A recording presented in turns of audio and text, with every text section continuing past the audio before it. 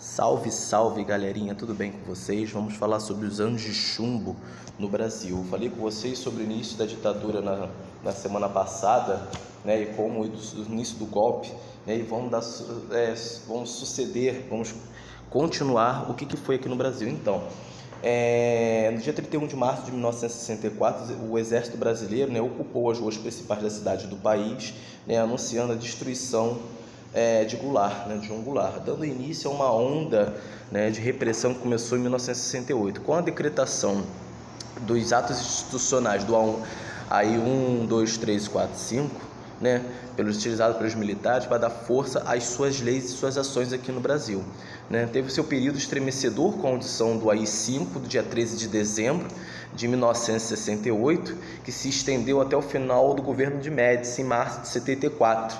Alguns de nós chamamos, né, de anos de chumbo, porque foi para o autoritarismo de Médici, foi um momento meio que obscuro para o Brasil, né? O período se destaca, gente, pela luta armada, tá, entre os determinados grupos de extrema esquerda, de um lado o governo militar e do outro eventualmente apoiado pela organização paramilitar, tá, e grandes empresas brasileiras e estrangeiras, principalmente norte-americanas, tendo como pano de fundo o contexto da Guerra Fria, né, que durante essa fase crítica à história brasileira houve o desaparecimento da morte de vários militantes políticos e estudantes de esquerda também, além de militares, policiais civis atacados por ativistas de extrema esquerda ou vitimados, né, em ações terroristas. As liberdades de imprensa, expressão de manifestação foram suspensas em alguns momentos e reprimidas em outros momentos. Ok? Na época também teve o chamado milagre econômico, né, que foi um período de crescimento econômico, crescimento entre aspas, tá, gente? O PIB brasileiro cresceu 10% ao ano, tá? Em média, apesar da inflação oscilou entre 15% e 20% ao ano, porém o governo não conseguiu resolver problemas graves, como grande concentração de renda e redução de salários reais, aumento da pobreza aumentou muito, a acentuação de desigualdades também social, o cercamento das liberdades individuais, e associado à repressão política, ok? Política de repressão. Quando os militares deflagraram o golpe militar de 1964, os ativistas de extrema esquerda sofreram intensa repressão política por parte da ditadura militar. O auge da repressão dos militares ocorreu principalmente durante o mandato dos presidentes militares, que foi através de Emílio Médici e do Ernesto Geisel, né, sendo o primeiro, e assim foi sem dúvida o mais autoritário e repressor. Com as liberdades individuais chegaram ao limite de restrições, durante seu governo houve um claro crescimento das ações violentas das forças do Estado contra a esquerda. Foram criados no governo de Médici os órgãos de repressão contra os movimentos guerrilheiros de esquerda, com o DOPS, Departamento de Ordem e Política Social, tá? O CENIMAR, né, o Centro de Formação da Marinha, e o DOI e o CODI, né, destacamentos de operações internas, de centros de operação de defesa interna, tá? Dentro desses agrupamentos políticos que geraram os maiores números de desaparecidos na época do Brasil, a gente pode destacar o Comitê Central da Cúpula Política do Partido Comunista Brasileiro, PCB, né, em vários ativistas do movimento conhecido como a Guerrilha do Araguaia, ok?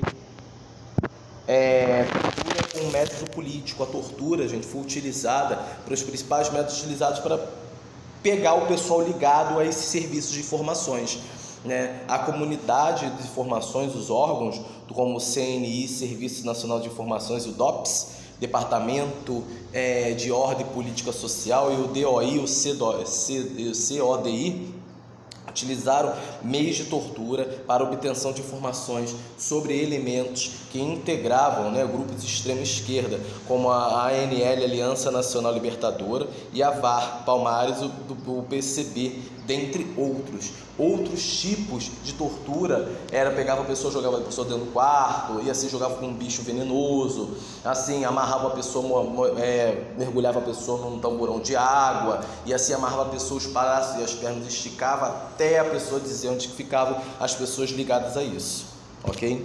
A resistência a resistência ao regime militar, a resistência foi muito grande, tá? Desde o golpe de 31 de março de 1964, houve uma atividade de preparação para a guerrilha no Brasil, ainda que o governo de João Goulart, tá? Essa guerrilha era financiada pelo governo ditatorial de Cuba, que fomentava diversos movimentos revolucionários dentro do Brasil, né? Dentro dessa daí, na América Latina também, que nós vamos falar de semana que vem. No intuito de espalhar a revolução comunista no continente, tá? É importante lembrar também que o governo cubano era grande representante do bloco comunista, tá? Encabeçado pela União Soviética, sendo que na disputa da influência do poder da América Latina e na África Ocidental, ok? No Brasil, os cubanos treinaram integrantes das ligas camponesas, comandadas por Francisco Julião. Também houve focos guerrilheiros na região das serras de Saparaó, tá? A famosa guerrilha do Araguaia, ok?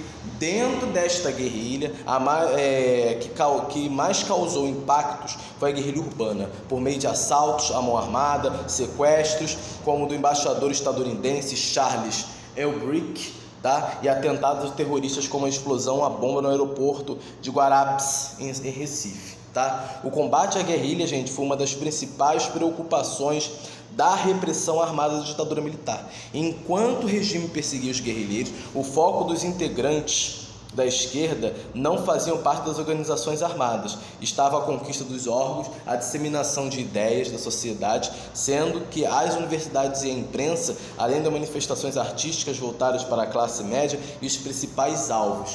Parte da Igreja Católica passou a se posicionar ainda mais da esquerda durante o período. Isso ficou evidente, tá? Porque após o surgimento da teologia de libertação, em que os adeptos se esforçavam para se reescrever as bases do cristianismo sobre a ótica marxista, ok? No meio sindical houve a criação do novo sindicalismo, em que os antigos sindicalistas ligados ao PCB, acusados de peleguismo, foram substituídos por novas lideranças como Luiz Inácio Lula da Silva, Lula, tá? E posteriormente foi operário eleito presidente da República, o primeiro presidente condenado a participar de crimes comuns como a Operação da Lava Jato, ok?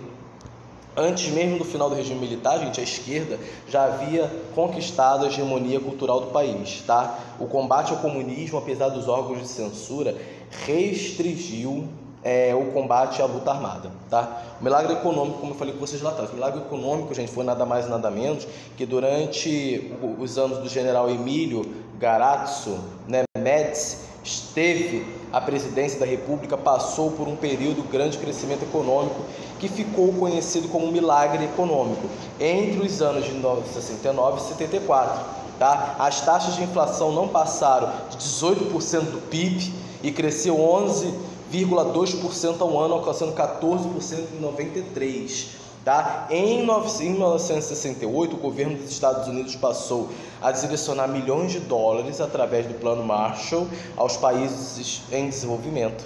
Okay? Os presidentes militares souberam aproveitar essa oportunidade e investiram os recursos estrangeiros no desenvolvimento industrial brasileiro. Tá? Além disso, o mercado britânico se disponibilizou a emprestar milhões de dólares a juros baixos, que foram bem aceitos no regime militar. Médici utilizou os recursos adquiridos por um empréstimo para realizar uma série de investimentos em infraestrutura e industrialização no Brasil. Cerca de 4 bilhões de dólares foram investidos no Brasil durante o ano de 73. Tá? A maior parte desse dinheiro foi direcionada à indústria automobilística, que já vinha sendo favorecida pelo regime militar de 67 com a política de facilitação de crédito empreendida pelo governo. Durante a ditadura militar, o mercado brasileiro foi aberto à entrada dos grandes multinacionais, principalmente do ramo automobilístico, como Chrysler, General Motors e Ford. Tá? O governo também investiu na construção de novas usinas hidrelétricas, no fortalecimento de empresas estatais como Petrobras e tudo mais. Tá? A agricultura também diversificou os seus produtos a partir da modernização, da industrialização, de novas tecnologias para a produção, além da tradicional café, né, que passou a produzir e exportar soja, laranja e cereais variados. Na área da construção civil, foram realizados investimentos na construção de habitações populares, com o objetivo de diminuir a carência de moradias e gerar empregos. Grandes construções públicas com a Transamazônica, né, e a ponte Rio-Niterói, né, que também foi realizado com recursos estrangeiros durante esse período. O milagre econômico, entre aspas, vamos dizer assim, foi amplamente divulgado pelos órgãos de propaganda oficial do governo através de bordões e frases patrióticas. Tá? Apesar de seus pontos positivos, o milagre também apresentou alguns aspectos negativos. O primeiro ponto negativo era a profunda dependência econômica brasileira, o sistema financeiro internacional, a crescente necessidade de Brasil importar petróleo estrangeiro também pode ser considerada um emblema econômico desse período. Tá? Ao mesmo tempo, o milagre econômico apresentou algumas falhas, principalmente em relação ao valor do salário mínimo. Ok?